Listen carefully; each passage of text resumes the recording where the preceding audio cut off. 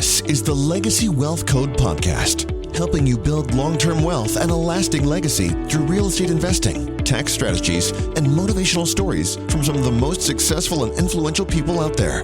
Here are your hosts, real estate investor and entrepreneur, Michael Nottbaum, and real estate investor and attorney, Andrew Hook.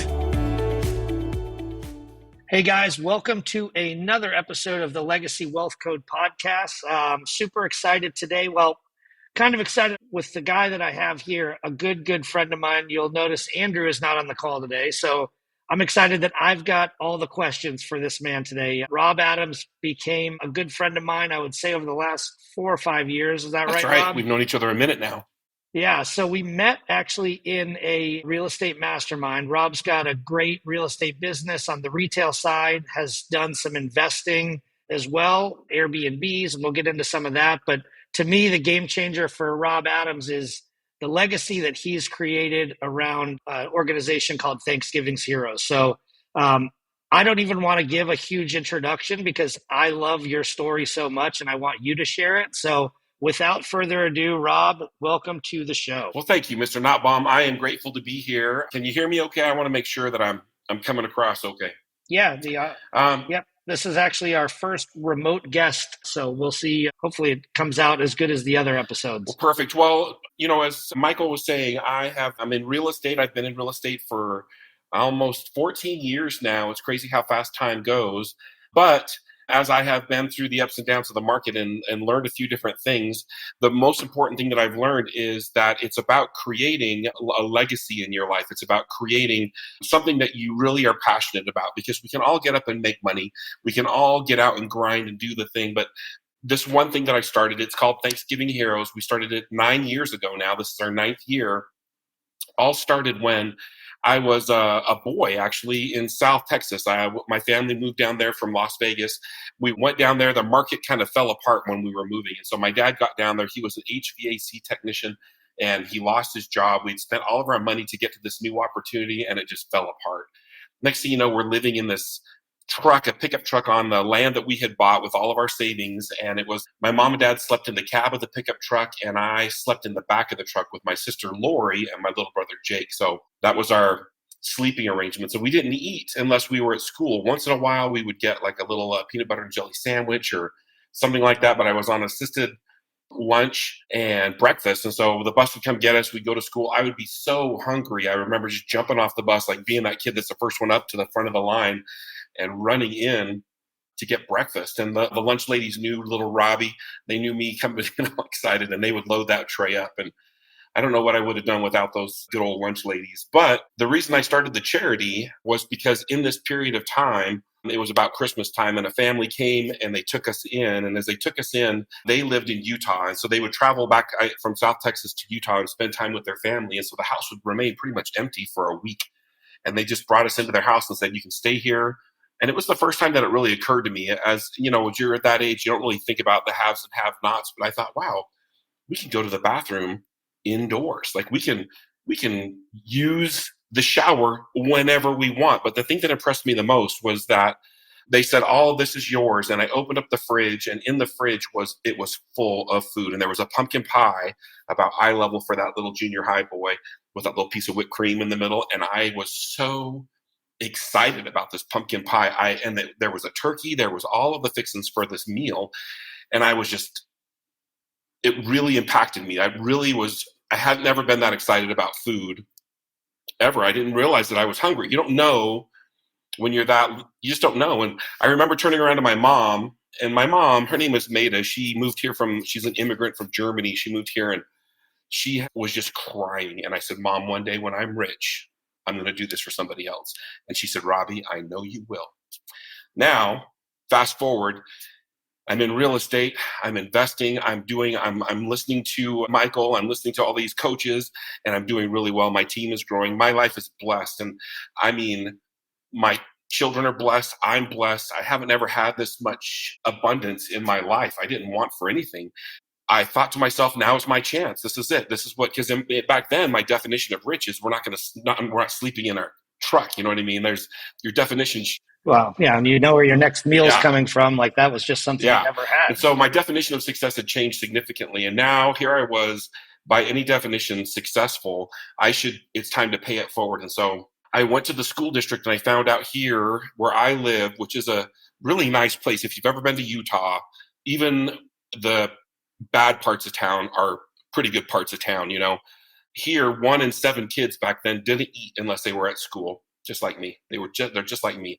And adults who don't eat, adults who are struggling with food, I have to think, you made your choices. I mean, there's different times where that's absolutely not true, but children don't get that opportunity. Like, it's not their fault that they're going hungry. And that really, I was amazed that in this place where everybody seems to be well taken care of and well fed, there was this high level of need. And so I decided I was going to feed 10 families. I just thought, man, I could do that. I could go to the store, going to figure about this much money per family. I'm going to go buy the food, put it together, and then go deliver it myself. And I told my best friend, Joe, he's like, well, I want to feed 10 families.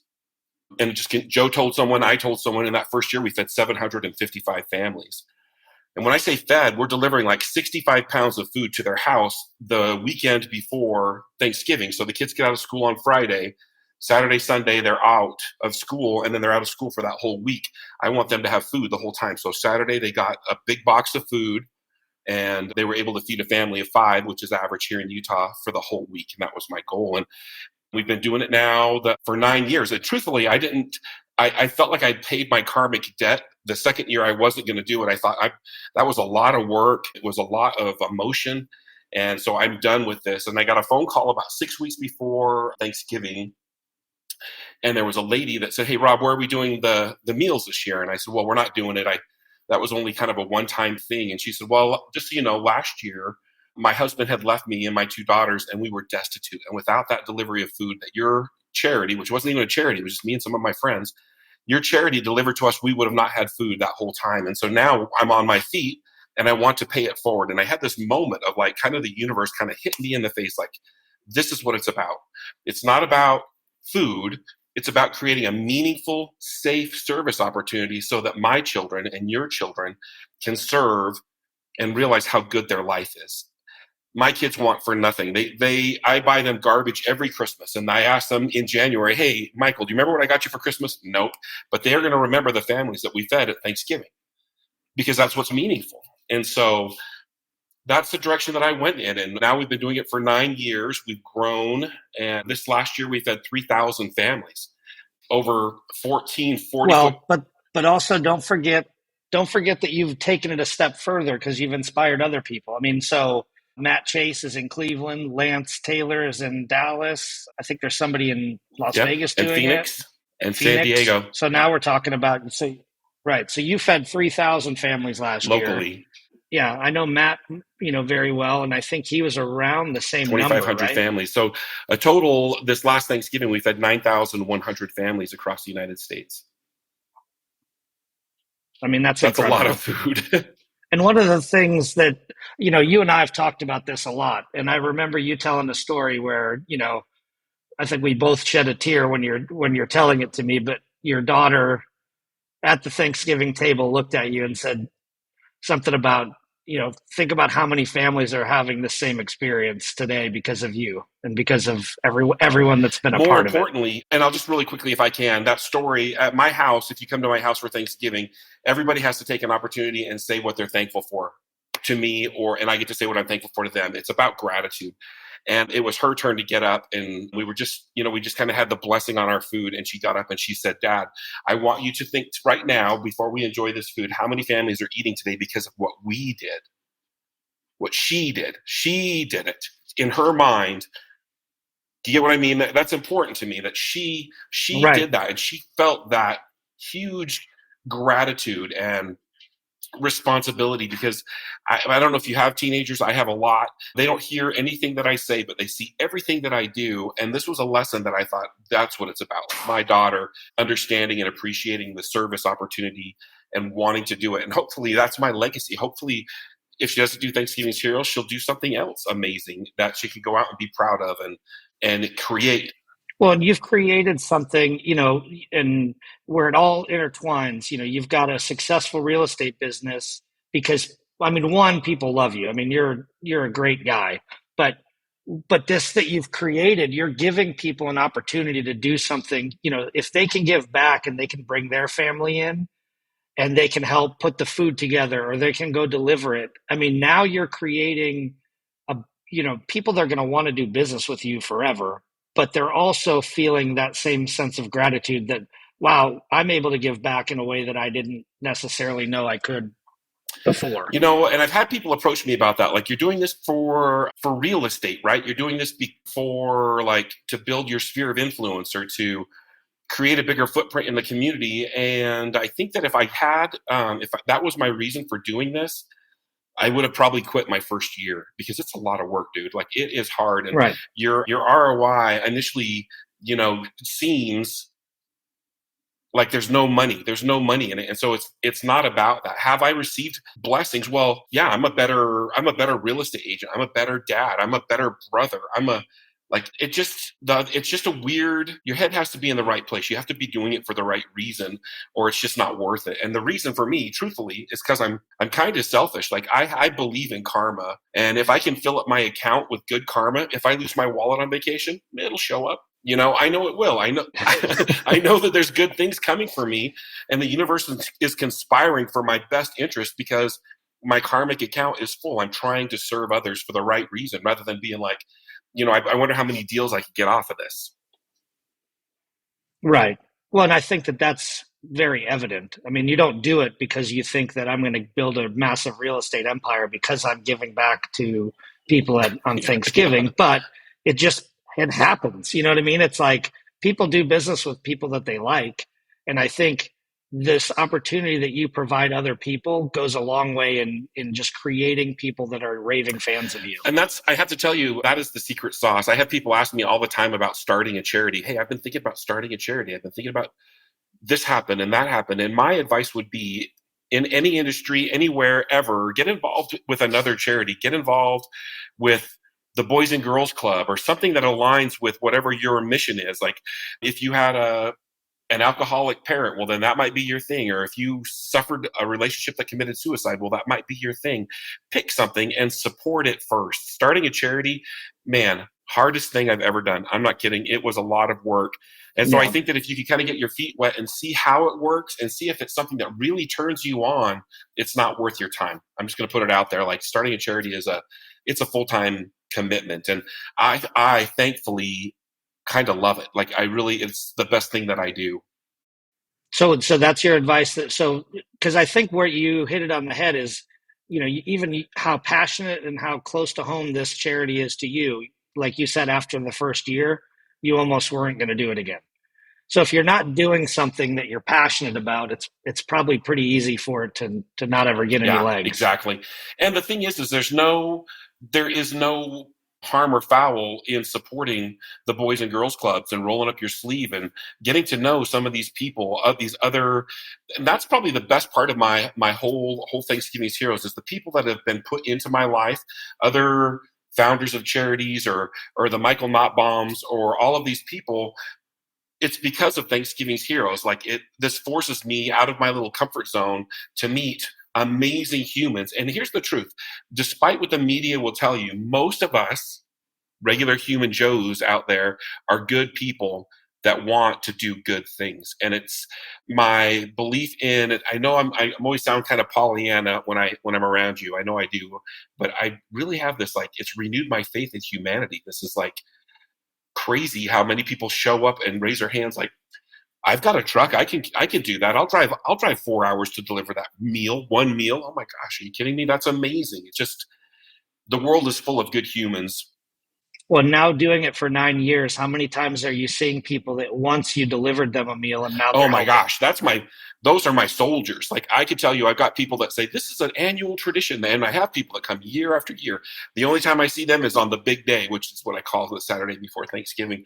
But the ones that really, really hit the nail on the head are those that get out of their car and say, Rob, this is what happened. I was in this place, we were sick, or we were broke, or something happened, and this miracle, that word, the M word, the miracle showed up in our lives, and we want to be a part of it for the rest of our lives. That's awesome. That is the reason right there. Like, this tribe of Thanksgiving's heroes that are showing up every year, year after year, it is powerful. And then on the other side, on the business side, I have people call me all the time asking to either help with an investment, help with a house, because they do trust me. They do like and know me. Or these people call me because they know I know a ton of people. Hey, do you know a good attorney who can? Or do you know a good who can? And it's just Right. being in the middle of all these cool humans has been awesome. Yeah, I mean, that's powerful stuff, man. And like I said, I mean, when we started this podcast, the whole goal is, we're going to have guests on here. We're going to do some episodes ourselves and just share some of our secrets that we've learned through all these masterminds and from some of the top minds when it comes to real estate investing.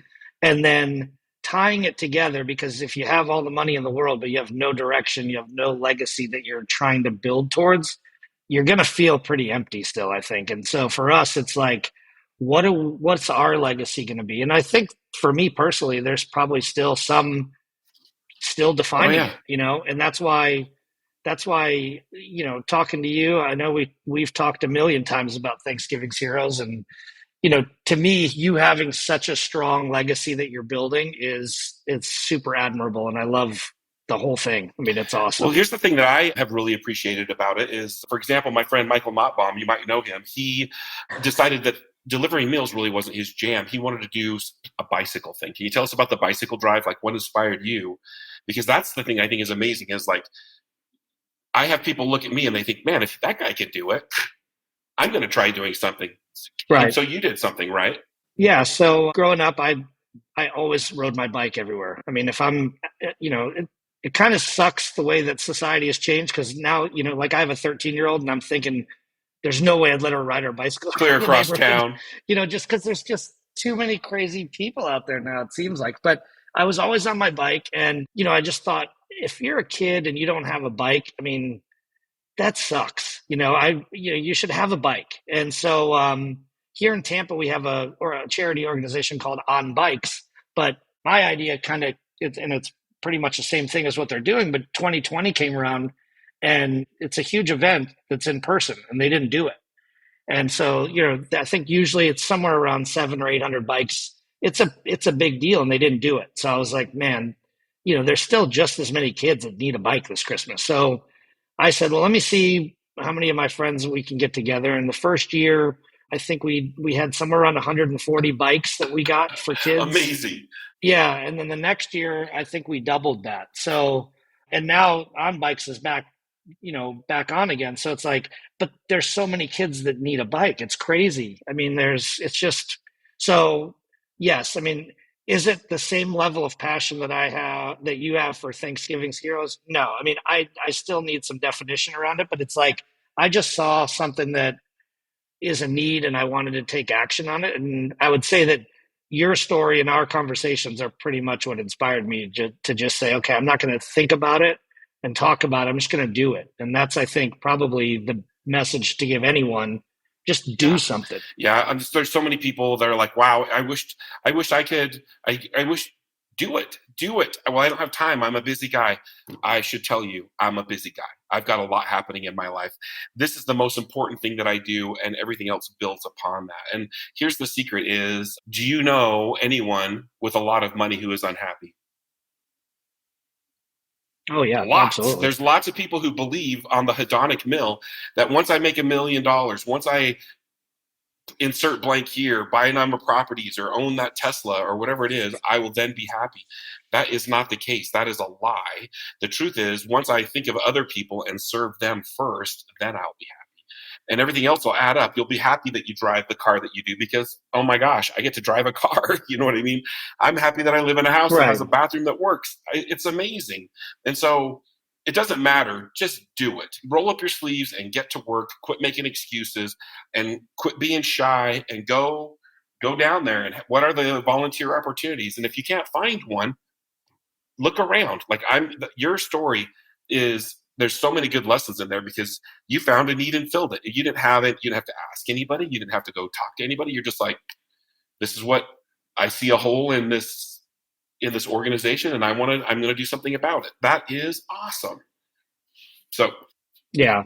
Well, and just seeing like the look on the kids' faces, you're handing them a bike, and it's to me, it's like that. Those are those moments that, and I'm sure you hear it all the time with people that you're giving the food to. But then you meet families and they open up and start sharing their story, and yeah, I mean, it's awesome. I mean, last year when we were giving them out, this guy came up and he walked up, and it's typically for kids, right? But I was getting all kinds of bikes of all sizes. I just go to Walmart and I'd literally just buy all the bikes they have. I mean, it was insane. But I'm like, can I get these 45 bikes? And they're like, wait. Yeah.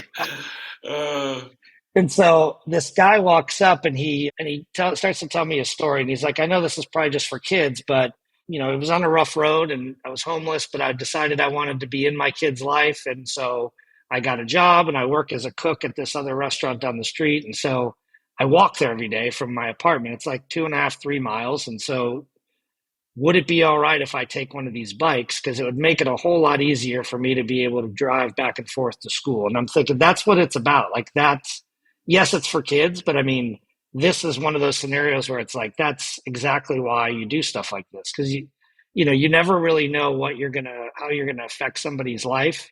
And then you later get a story or you find out what happened and it's like so rewarding. I love that. I love that. Well, the other thing too, on that note, is that I was reading an article this morning and it talked about how there was a restaurant back east where a gentleman paid for somebody else's meal. It was right around Christmas, and these people aren't suffering. They're out having dinner. You know what I mean? But he bought their meal, and then they bought the meal, and it went through the whole Christmas holiday that it kept rolling forward, people buying one another's meals. And so what I'm trying to say is you don't have to have a large organization that feeds 3,000 people or buys hundreds of bikes. You could buy the person behind you's coffee. You could just do something good in the world. We're so, in the past 2 years, 2 or 3 years, and I'm not trying to wax political, but we've been so diversified, so separated and isolated. We've been so fearful of one another that we're afraid to say hello at the grocery store. We're afraid to be vulnerable. We're afraid to connect with other people. Unless I've known you for years, it's hard to make new friends. And definitely don't sneeze. Don't cough more than 3 times in a row. You'll freak everyone out on the plane. But doing kindness all the time, looking for opportunities to do kindness, is better for you than it is for anyone else you serve. If you're depressed, if you're sad, if you're lonely, doing kindness for others will get you out of your own head. If you don't feel like you're being successful, you don't feel like you're attracting enough abundance into your life, go serve. Go serve. I can't say it enough times. And people, it's the magic bullet. Getting out and out of your own shit. Can I say that on your podcast? Yeah. Getting out of your own way and out of your own shit, you will heal and grow, and you will have that abundance. You'll have that friendship. You'll have the things that you want. But here we sit in our houses on our computers sniping at one another, and I just have to tell you, it's all about serving. That's my belief. And so I think that you don't have to have a big organization in order to do that. Yeah.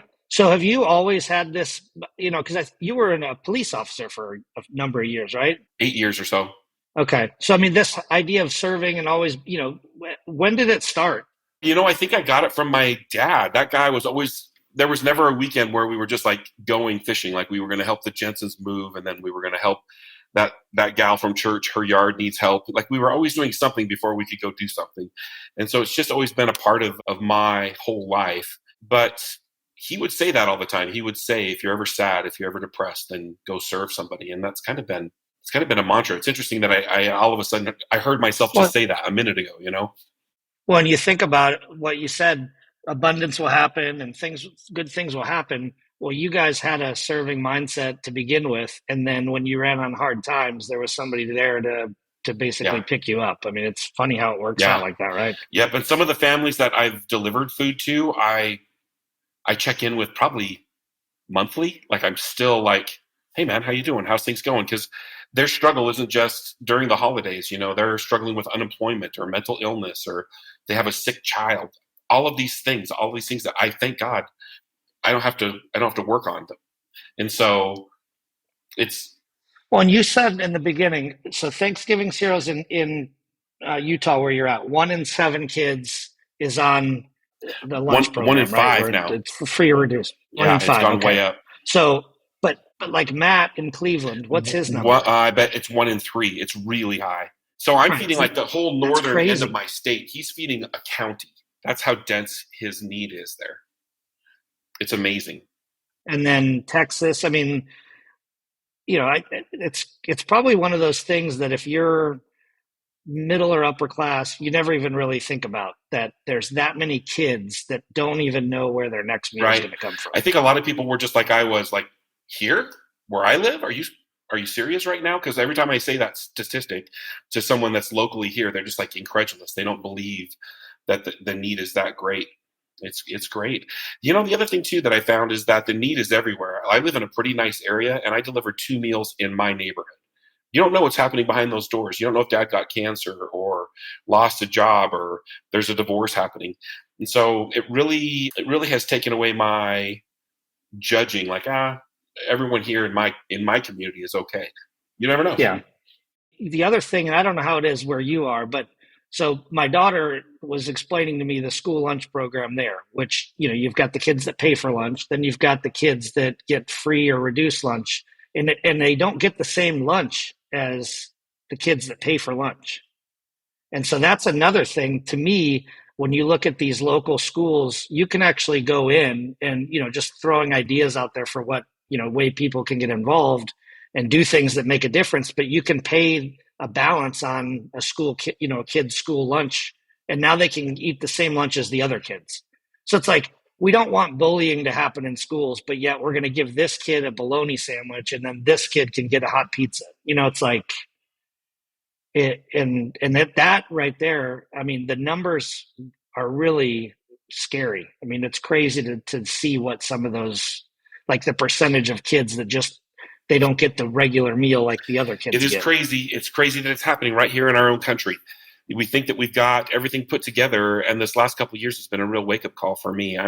The need went from 1 in 7 to 1 in 5 here locally. And so something needs to be done, and there's been so many times where I've thought to myself, someone should do something about that. Well, that someone is you. That's you, simply put. And even if I can't help that many people. Only help 3. I only was going to help 10. That was my goal.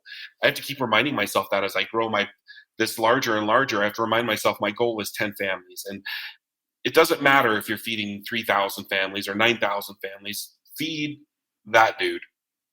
Feed that kid. Dude, Right. look around and just go do it. It's unbelievable the need that's happening in the world right now. And if you're in a position that you're a have instead of a have not, you have a responsibility, my friend, to do that. And the legacy, the thing that we keep talking about, the legacy is my kids are growing up in a culture like this. I hope that my daughters will go forward and I see them doing kind things in the community, and I think it's working, or I see them reaching out and Right. loving someone that perhaps is a stranger that just needs that love. And I'm so grateful. And that's the legacy. It would be cool if Thanksgiving Heroes continued after I'm gone, but I don't think I care too much. I'll be gone. But Those people can get hungry now. I think it will. I'm taking steps now because up until now, it's just been me and a couple of my friends kind of muscling it across the line. And now we're getting like very organized with the board and grants and all the things that come along with actually being a legitimate, real operation. And it's funny that I say that. This last year, we spent $240,000 in groceries, and now we're just barely becoming an organization that's I consider legitimate.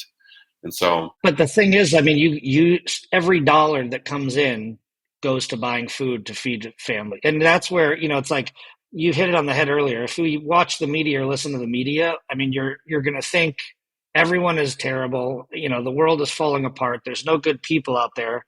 But then you also have some charities that really are not charities. I mean, they're basically just a way to not pay taxes, and siphon money through.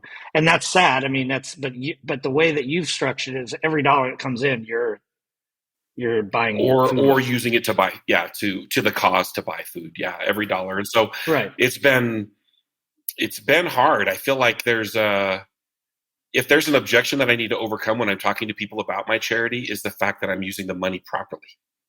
It's an interesting principle, because a lot of people, once they meet me and they realize, oh, he's actually in charge of the purse strings to a degree. What are you guys actually doing? Like, how does that actually work? Because I feel it's this dishonesty, and yeah, I think it's everywhere. It's hard to know what is what in this world. So yeah, I guess that would be my other advice: is if you're going to do something on a local level. Find a local level of people that are doing things that I can put my money here, I can put my resources, my time, or whatever, and support them. Some of these larger organizations, I don't know the answer. I don't know, but I sure know there's a ton of local small groups of people always looking for help, even if it's just a church down the street, So So in kind of closing and wrapping this up, you'd say find something you're passionate about, and most importantly, get just to do it. it. I mean, that's No more excuses. Get to it. It's not like the gym. You're not going to get better. Just roll up your sleeves and get to work, and then sit back and be surprised at how your life is blessed. Because I always tell people the number one person who's blessed at Thanksgiving Heroes isn't the families who deliver or receive the food. It's me. I am at the receiving end of all of it, and it is amazing. So, and then my second bit of advice is don't be afraid. It's a scary thing to go and try to align with a new group of people, and especially the way that things have been the past couple of years. Just don't be afraid. They're going to love you. They're going to love having you in any capacity. If you're just putting sandwiches in bags, thank you for being here, kind of a thing, right? right. That's my advice. Yeah, man.